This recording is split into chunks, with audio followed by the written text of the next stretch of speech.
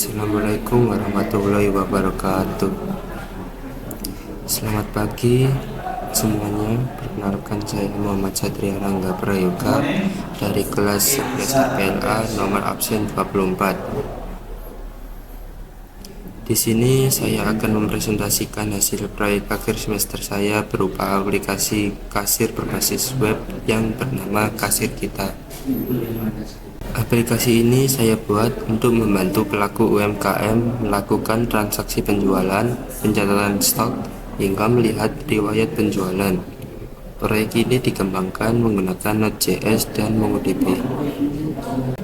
Untuk teknologi yang digunakan adalah untuk backendnya saya menggunakan Node.js dan Express.js. Untuk frontend saya menggunakan EJS, Embedded, JavaScript, template. Untuk database saya menggunakan MongoDB. Autentikasinya session login menggunakan Express Session. Untuk CSS saya menggunakan CSS native.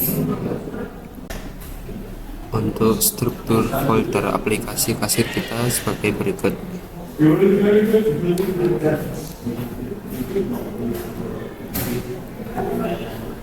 Yang pertama saya menggunakan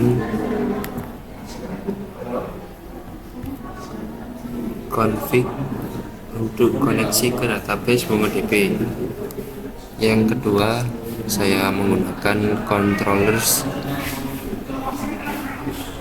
yang berfungsi sebagai logika utama dari aplikasi tersebut. Yang ketiga ada model sebagai skema database MongoDB seperti produk, user, transaksi, dan pembelian.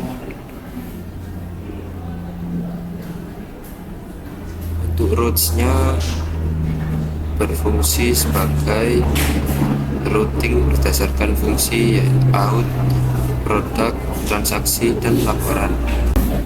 Untuk middleware sendiri berfungsi sebagai pengecekan hak akses sebagai admin atau petugas atau pelanggan.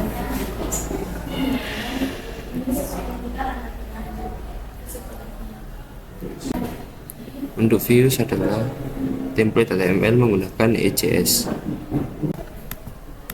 Untuk public berfungsi sebagai file statis seperti CSS dan gambar. Lalu endpointnya saya menggunakan App.js. Untuk fitur utama dari aplikasi saya adalah multi-role user, login, admin, petugas, dan pelanggan. Yang kedua CLUD produk. Yang ketiga transaksi penjualan. Yang keempat cetak struk pembelian. Yang kelima riwayat transaksi dan pembelian. Yang keenam fitur beli lagi untuk pelanggan. Yang ketujuh proteksi hak akses berdasarkan role. Yang ke-8 dashboard laporan penjualan.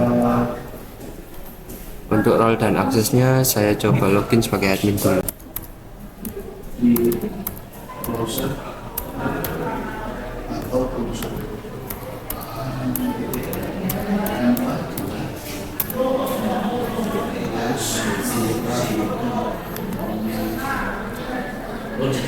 Yang pertama kita coba untuk kelola produk. Kita bisa menambahkan produk di sini. Kita coba untuk menambahkan produk churros.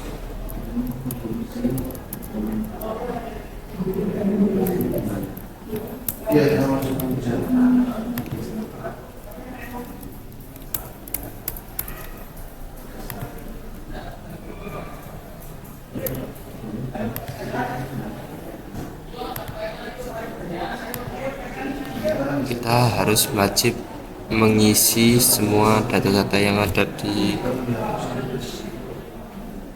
tabel tersebut agar kita dapat menambahkan produknya.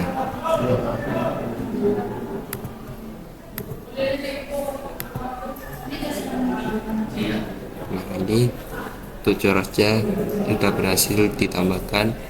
Kita coba ke tampilan pengelolaan user. Kita coba menambahkan user.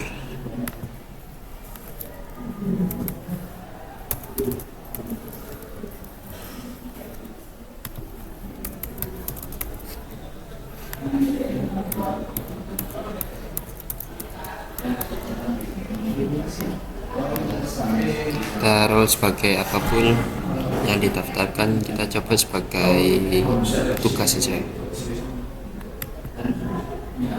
Baik, ini sudah ditambahkan di sini. Terus kita coba buka laporan. Ini laporan yang udah pernah dicoba. Nanti kita akan coba tambahkan bersama-sama. Selanjutnya kita coba login sebagai petugas dulu.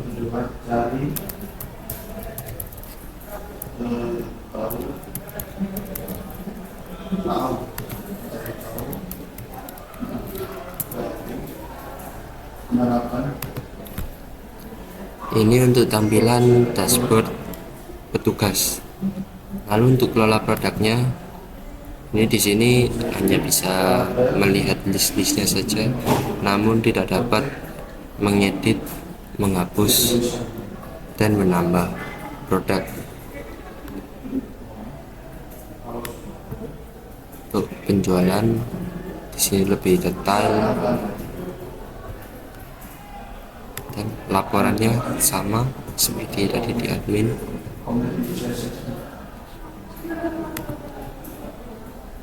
Di sini nanti kita dapat melihat total penjualan hari ini, produk yang terjual hari ini, dan total stok produk. Nanti kita cek setelah pelanggan men-check out sebuah produk. Selanjutnya kita akan login sebagai pelanggan.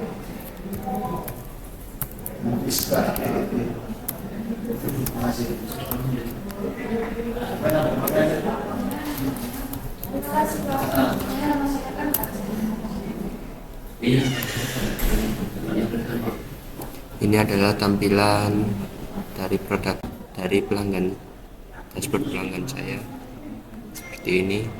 Kita coba untuk ngecek beli lagi. Ini sebelumnya udah pernah beli, kita coba lagi guys.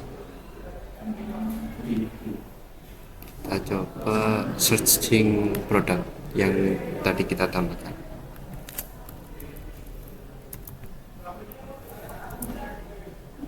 Seperti ini, kita juga dapat menyesuaikan kategori yang kita daftarkan tadi. Misalkan ininya kita hapus dulu, ganti dengan snack seperti ini.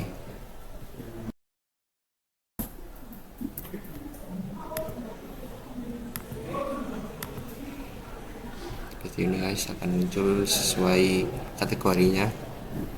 Kalau untuk minuman kita coba seperti ini.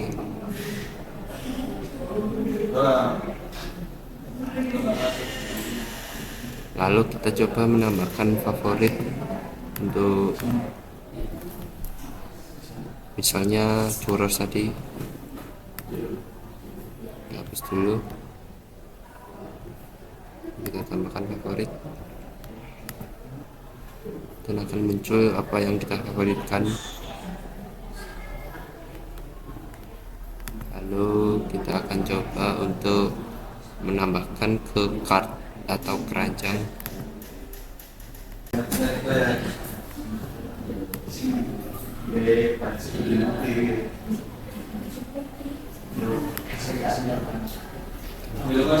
Tadi terus kita lihat keranjang, kita hapus salah satunya, kita hapus dan coba cekot yang ini. Ini langsung diarahkan ke riwayat transaksi dari pengguna tersebut,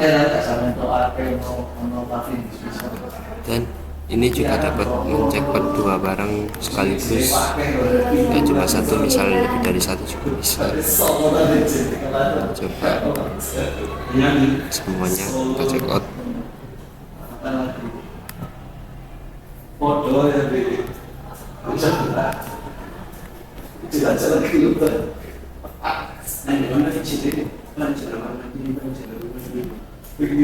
Ini di sini juga ada tombol yang keranjang juga.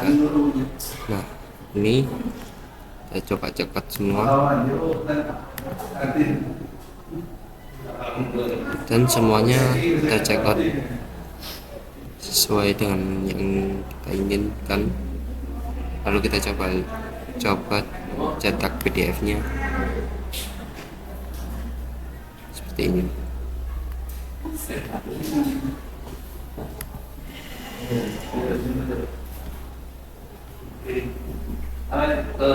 Nih, kita udah mencoba cekot tadi,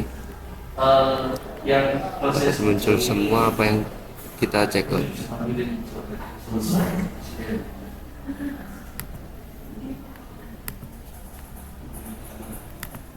Lalu kita cek di bagian petugas atau adminnya, apakah tadi yang kita cekot akan muncul.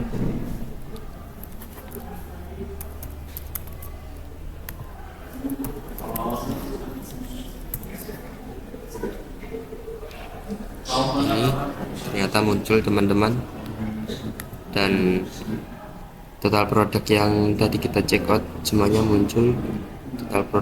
Total stok produknya yang tadi awalnya 95 jadi 87, yang terkurang otomatis.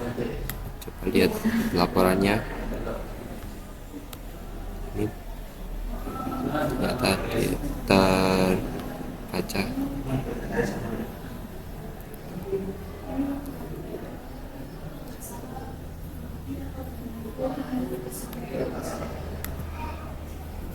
Lalu kita coba lihat juga di bagian dashboard admin, apakah di laporannya akan muncul.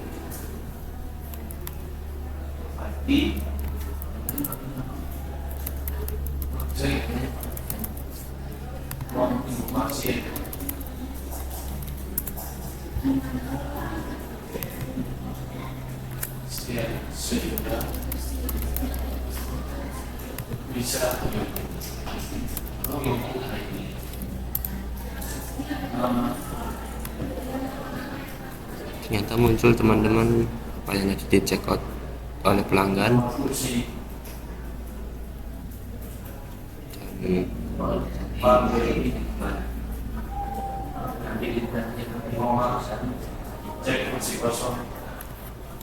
selanjutnya kita akan lanjut untuk potongan-potongan kode yang saya gunakan dan fungsi-fungsinya.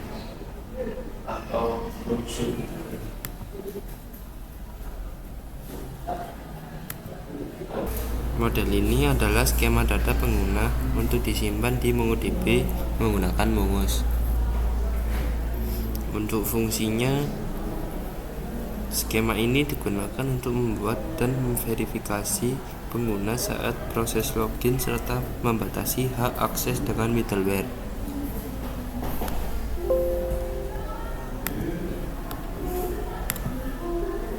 Lalu ini untuk middleware-nya. Middleware ini memeriksa apakah pengguna yang sedang login adalah admin.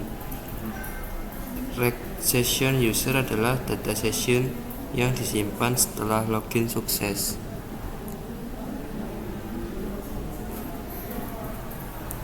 Jika user bukan admin, maka akan diarahkan kembali ke halaman login atau ditolak aksesnya.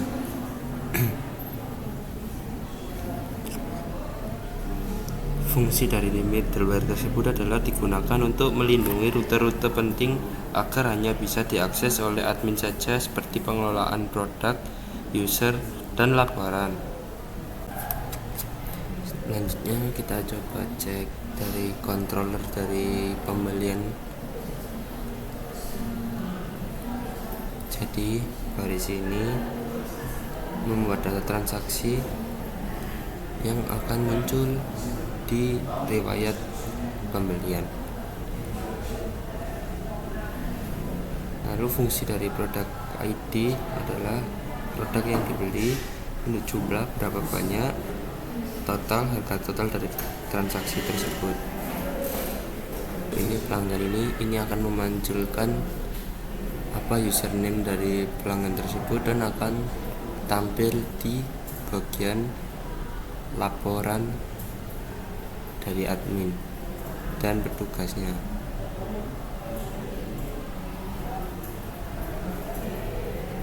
Lalu data ini kemudian disimpan ke koleksi transaksi di MongoDB menggunakan save ini. User akan diarahkan ke riwayat transaksi untuk mengecek kembali produk-produk yang telah dibeli. Selanjutnya kita coba cek kode dari folder views. EJS digunakan di sini untuk merender tampilan HTML secara dinamis. Produk adalah data array dari MongoDB yang dikirim oleh controller.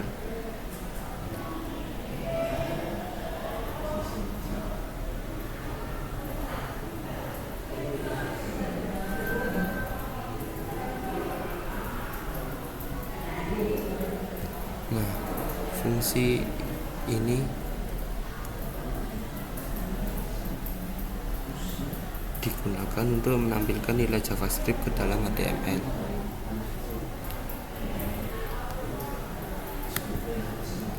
Fungsi sendiri dari produk tersebut adalah menampilkan seluruh data produk mulai dari nama, harga, dan stok. Lalu memberikan tombol untuk mengedit atau menghapus produk. Untuk setiap tombol mengarah ke root edit dan hapus berdasarkan ID produk.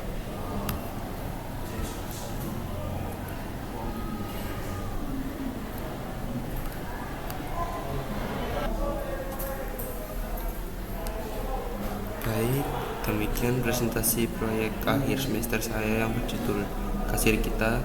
Saya berharap aplikasi ini bisa berguna bagi pelaku usaha untuk mencatat transaksi dengan cepat dan rapi. Terima kasih atas perhatiannya. Wassalamualaikum warahmatullahi wabarakatuh.